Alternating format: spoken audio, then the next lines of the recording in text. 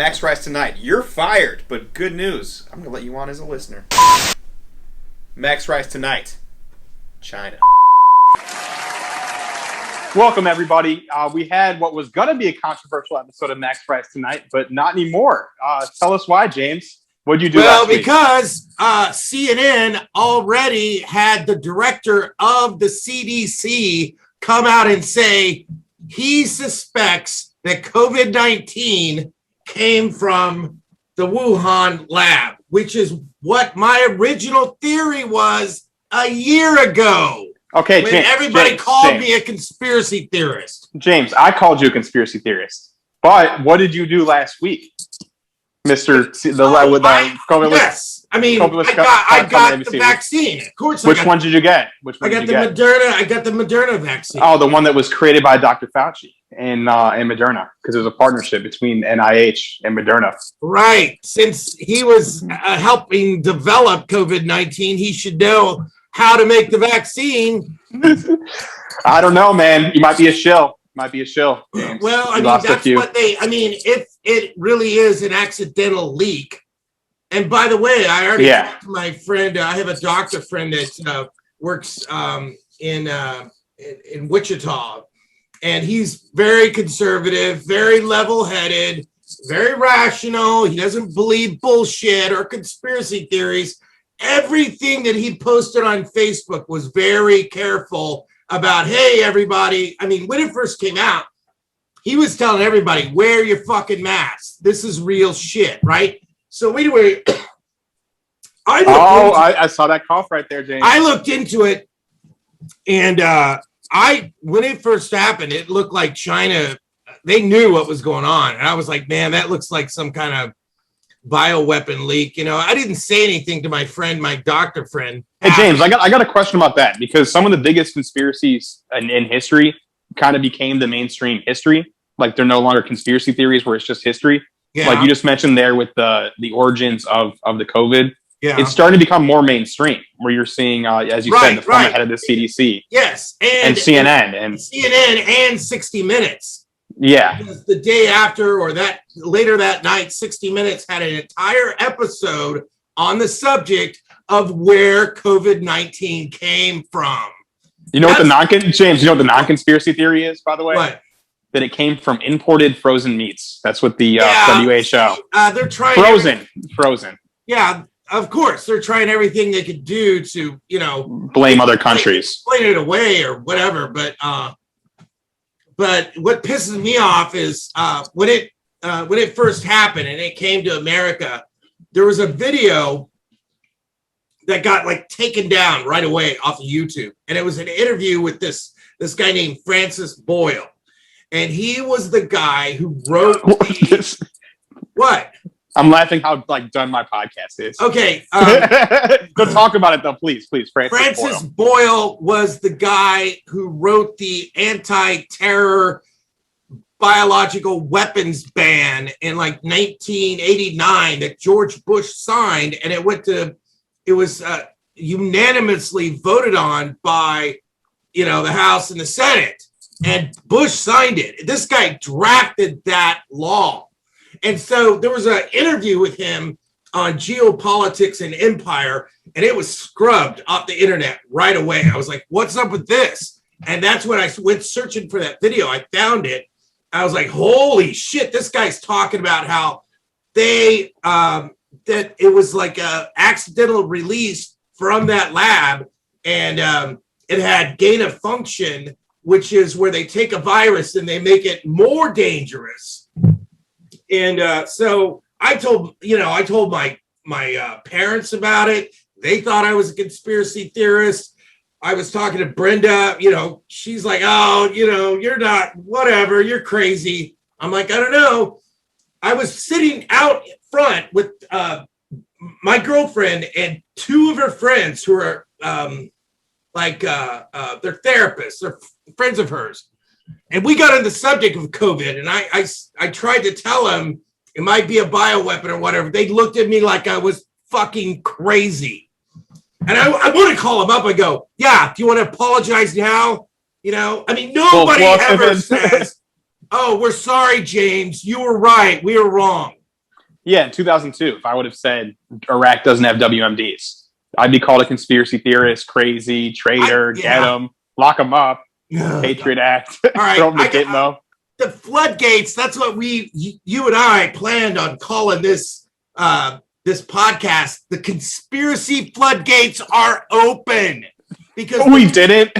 Yes, because the people that have been talking conspiracy about this thing being a goddamn bioweapon, they were right. They were right. Probably right.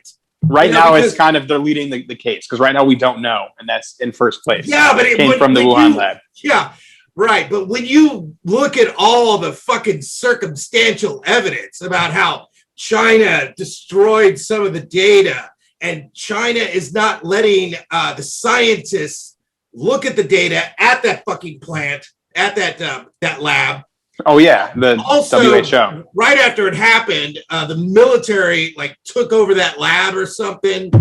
You know, all of this shit I got from the underground media, the news sources that are not the mainstream news sources, which are not conspiracy websites. But I mean, you know, I know how to find information on the internet.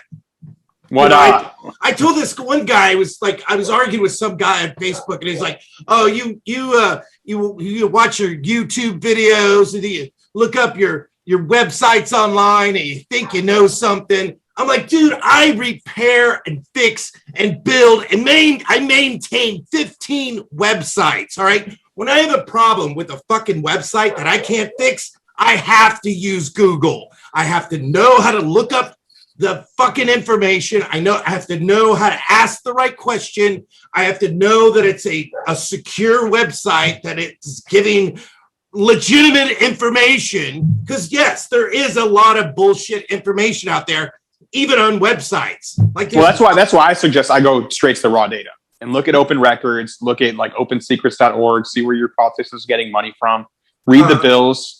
GovTrack.us. Yeah, but they just lump us all in there as conspiracy theorists, and I'm like, they kept that shit. They mocked people. Well, the thing that is, the conservatives, here's what I find so absurd, is that some conservatives that are like Trump supporters, they were saying, "Oh, it's a bioweapon, but it's not dangerous. I'm not wearing a mask." What the fuck is wrong with you? It's a bioweapon. It's a virus that they don't know where the fuck it came from. They started manipulating the DNA inside that virus. It's got part of a Pangolia goddamn animal virus in it. It's got part of a bat virus. It's got parts of an AIDS virus in it, and it's fucking supercharged because they did gain of function on it, so it fucking fly around the air longer. You're telling me you're not going to wear a mask if you know that is a fucking bioweapon? What the fuck is wrong with you? So why do we need Fauci? So we have Fauci doing press conferences to have the goodwill. Well, on the raise mask, James. Yeah. James, why don't we have you? Why don't we have you just screaming at people? Wear a mask, you fucking idiot. They do. It is a bioweapon. I was thinking the reason why they're not telling everybody is because they didn't want the entire world to freak out. But the other thing, there was an interview and I mentioned this to some of my friends who are always calling me a conspiracy theorist. There was a news mainstream Australian news force called Sky News. And they're great. This woman, she interviewed one of the scientists that was working on a vaccine for COVID-19. And this guy was saying, yeah, it kind of looks like it may have come from that lab. If Occam's razor says the obvious answer is that it came from the lab, which is so Fauci talked about that, when he told us not to wear masks, he was saying he didn't want to create a panic. So the people that need it. That was obvious. So, but do you think that's okay to kind of obviously that's the first thing I thought of. Oh my God, everyone's going to want to buy a mask, and if the nurses and doctors don't have a mask and they start dying, then we're fucked. Because at that time they didn't know how dangerous it was. James, you're saying it's okay for the government to lie to you? That I would have lied about that. That is so stupid that people make a big deal about that. That was obvious. When I was watching the news, I was like, oh shit, this could be a really but James, why wouldn't you say like, hey, we need masks, but we have a shortage, make them out of socks, make them out of like t-shirts. Like, why would you just say that? Because he knows that fucking assholes are not going to listen to that. They're going to go, fuck this dude. Everyone would have been scared shitless and they would have bought a bunch of masks. And I mean, first thing you want to do is make sure the entire medical community has the fucking proper masks and all the shit that they needed, right? Because they didn't know how dangerous this was. Yeah, but like part of the reason why people are not open to taking vaccines and being so brazen about breaking the laws is because our government lied to us. So I don't think it's ever okay to lie to us unless, like, even in like an asteroid situation, like I wouldn't, you know how they would say the president wouldn't tell us and then they go in their bunkers, or like a Dr. Strangelove situation. Look, the government lies to us all the time. All right. I mean, so to me, let's go top lies. I mean, to me, the mask lie was just a banal lie. I mean, okay. So what are some top 5 lies? You can go back. Yeah. Top 5 lies, like U.S. government. Yeah, the Soviet Union is ahead of us in the Cold War. That was a big fucking lie the CIA told us for years. Another lie is weapons of mass destruction in Iraq. That was a lie. Uranium tubes.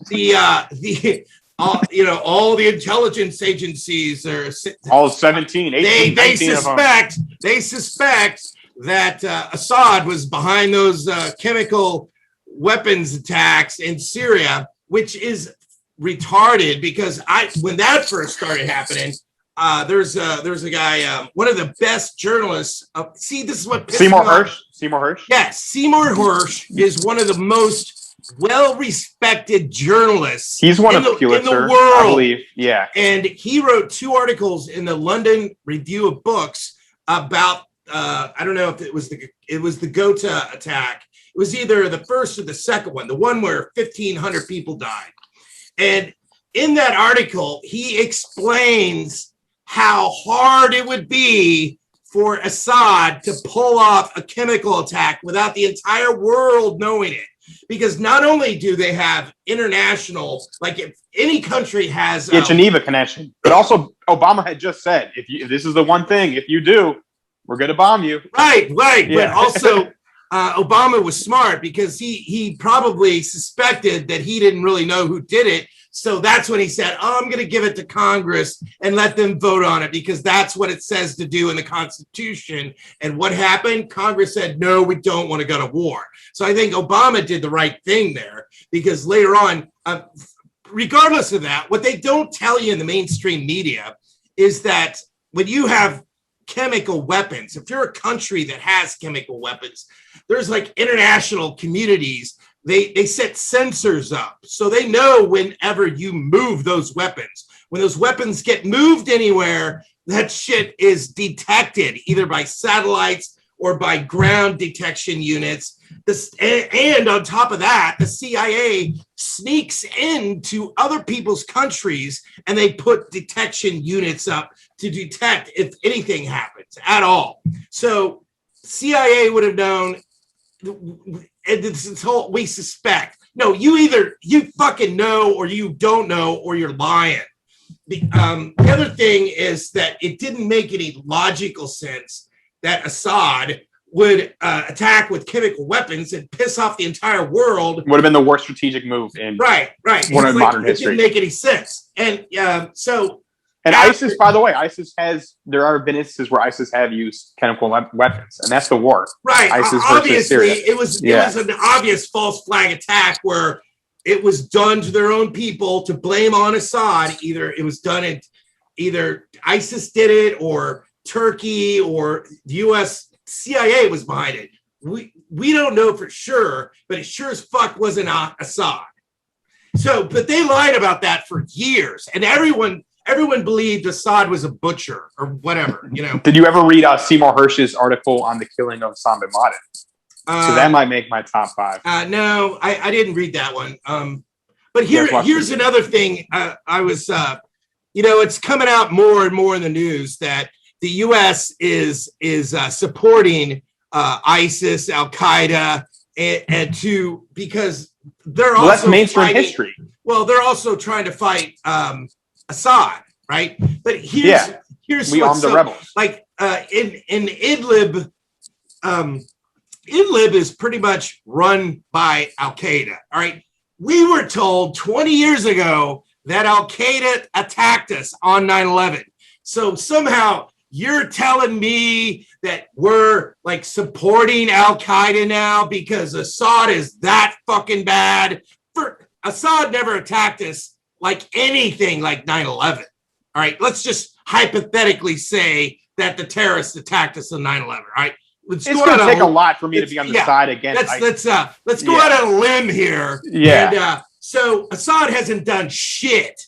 We were told for years that these terrorists are crazy, they're clever, they're sneaky. And what have they done since 9/11 and the anthrax attacks? They haven't done shit. They really haven't done shit for almost 20 years. But regardless, we were told Al Qaeda attacked us. Now what's going on? Somehow we're not fucking getting rid of Al Qaeda in Idlib. Like we're supporting Al Qaeda and ISIS because they're fighting Assad. I mean, how bad can Assad be? It's so fucking retarded. And the amount of money that we spent, and like how they kind of go around it, how the media will say we're arming the rebels. We're the rebels. Yeah. Yeah. If we were really attacked by Al Qaeda on 9/11, do you honestly think the CIA and the Pentagon would be working with Al Qaeda now, 20 years? No. You barely believe there. So it's 9/11 in your top five. So it's 9/11 in your top five, James. I don't believe the official story on 9/11. Sorry. I mean, so that would be a top five, right? Because we're talking about when you see that building 7 just drop just straight down, just like a controlled demolition. It's like, your eyes are telling you one thing, but your brain is going, how could we do that to ourselves? It's like people. Well, no one died at Building 7, so that could have been a last ditch. Well, one of the things that really convinced me was 7 days after 9/11 was the anthrax attacks, which a lot of people don't remember. Oh, yeah. And that eventually came out in the news. I mean, people have to remember after only 7 days when they first found one of those, the first letter, right? And that letter was written like it came from a terrorist, right? All of his letters, like Death to America, blah, blah, blah. And then the letters came out. Some of them had fake anthrax. Some of it was weapons-grade anthrax. All right, but here's the rub. Here's what they never told you on the mainstream media. Robert Mueller did the investigation on this, by the way. Right, but when the FBI sent that anthrax to the Academy of Scientists, they said this is weapons-grade anthrax. There's no way in fucking hell somebody could have made this in their basement in 7 days. They had to have. It takes like 4,000 man hours to make weapons-grade anthrax. There's no way in hell this happened by a lone nut, one guy in his basement. When they went through his house, they didn't find a scrap of evidence. So what was the target? Who was behind the anthrax? Oh, yeah, what they sent the anthrax to the news to shut those people up, to scare them, to frighten everybody.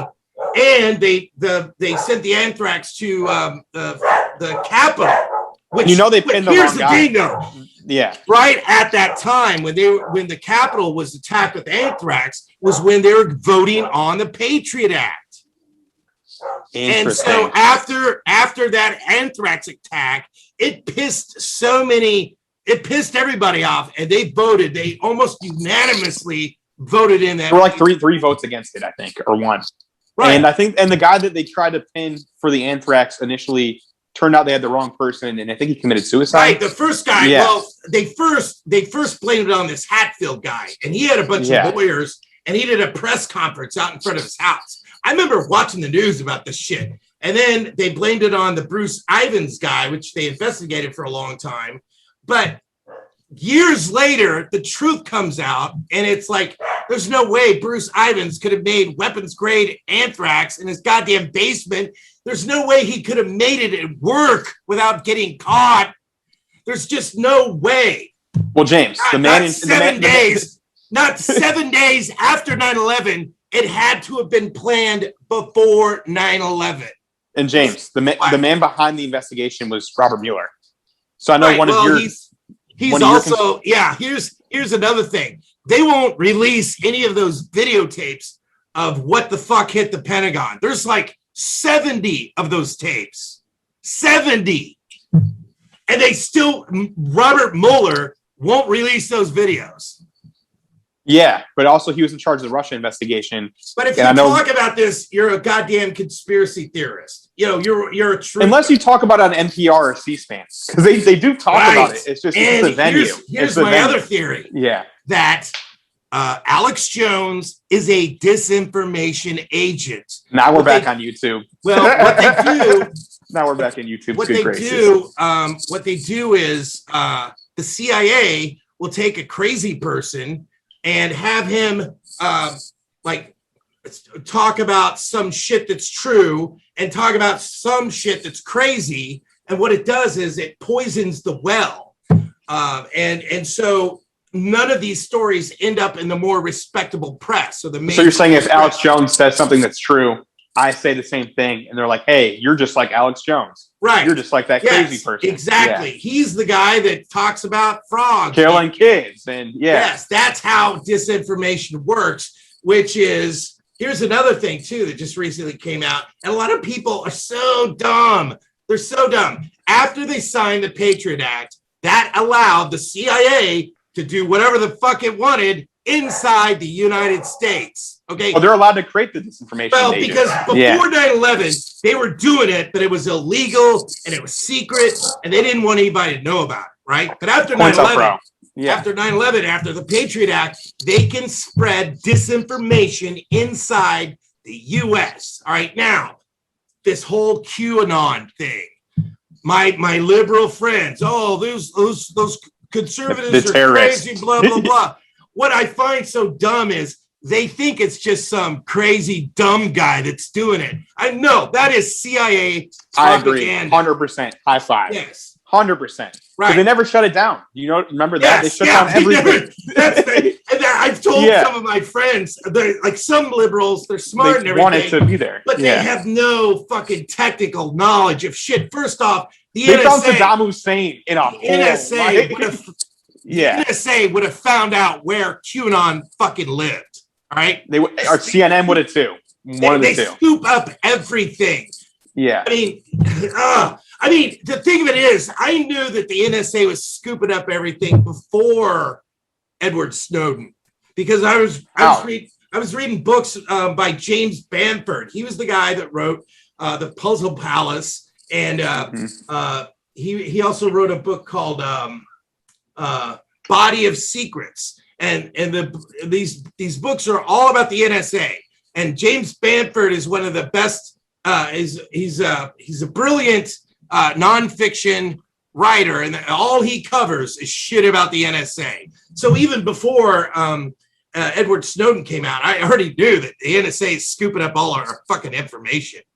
They had loopholes before 9/11. What they would do is they had this thing called the Five Eyes. The Five Eyes is Canada, different countries, Italy, it's Canada. No, it's Canada, United Kingdom, Australia, New Zealand, and the United States. Those are all the 5 English-speaking countries.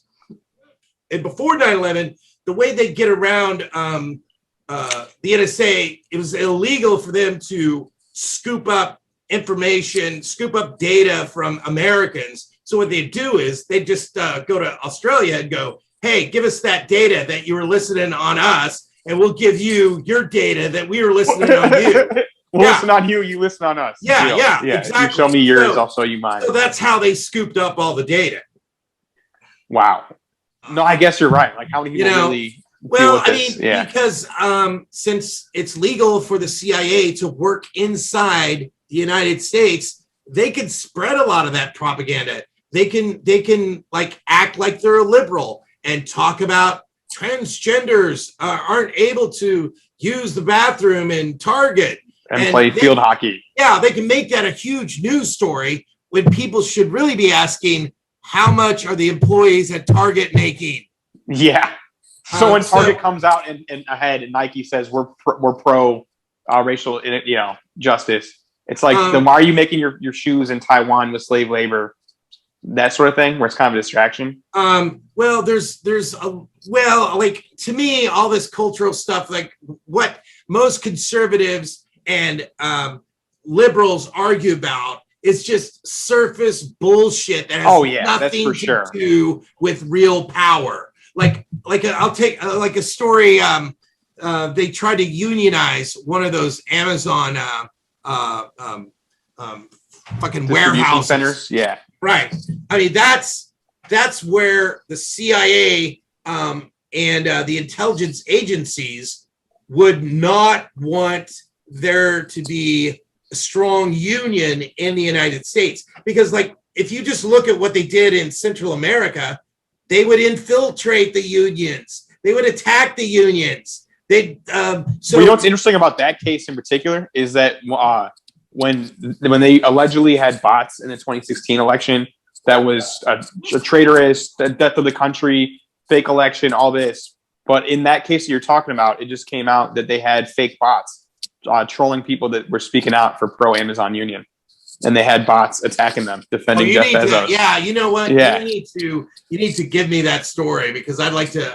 That came out, and they, like, in the mainstream media was. Send me a link to that, because I'd like to hear about that. Multiple. Well, I mean, defending Bezos. Well, the thing of it is, a lot of people, when they talk about this Russian troll farm, Russia's not the only country with troll farms. Saudi Arabia has troll farms. I mean, do you want to know why that Jamal Khashoggi probably got killed? Because he was giving money to a group that was fighting the troll farm in Saudi Arabia. They were trying to create their own troll farm in Canada that would fight the Saudi Arabian troll farm. So that's why they think that he was murdered. Yeah, they should have a troll Olympics. It sounds like they should have a troll farm Olympics. If there's a really good movie out. It's a documentary. I think it's called Dissident. So watch it. I think it is either made by Netflix or HBO, but I'm going to see if I can find it here. I'll get the actual name, and you really need to watch this documentary. And it's about Jamal Khashoggi. Where's it at? Because that story was it's called The Dissident. Okay, and it's about the reason why Jamal Khashoggi was killed. Because your average person thinks he got killed because he was like a journalist. And he was. Yeah, I mean, he was a journalist. He was bigger than that. He was a power Saudi player. Arabia. And so Saudi Arabia doesn't want the world to know that Saudi Arabia has troll farms. Look, every country is going to have troll farms. China's going to have them. America's going to have them. Russia's going to have them. Saudi Arabia is going to have them. It's not just Russia. Trust me. We're running late on time, James. All right, so what are some last words, though? What are some last words of wisdoms or media that you want to suggest to read? Well, or watch? The CIA has been making fun of conspiracy theories since the 1960s, since the late 1960s. And so what people need to know is that some conspiracy theories that are called conspiracy theories turn out to be true. And it's just and now, after 9/11, it's legal for the CIA to work inside the United States. So sleep tight. That's your. Don't believe everything. Yeah, thank you so much, James. Yeah. All right. I would love to have you back. Okay. Thank you.